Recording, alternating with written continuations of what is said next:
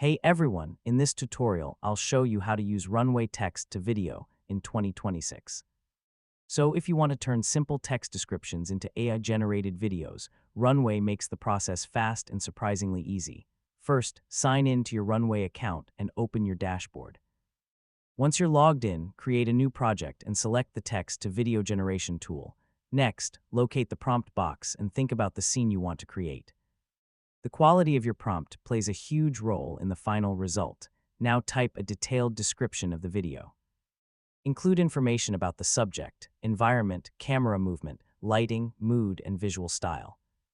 For example, you might describe a cinematic drone shot of a tropical island at sunset with gentle waves and golden lighting.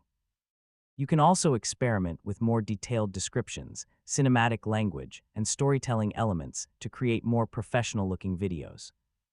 Once you're satisfied with the final clip, export the video using your preferred quality settings and save it to your device.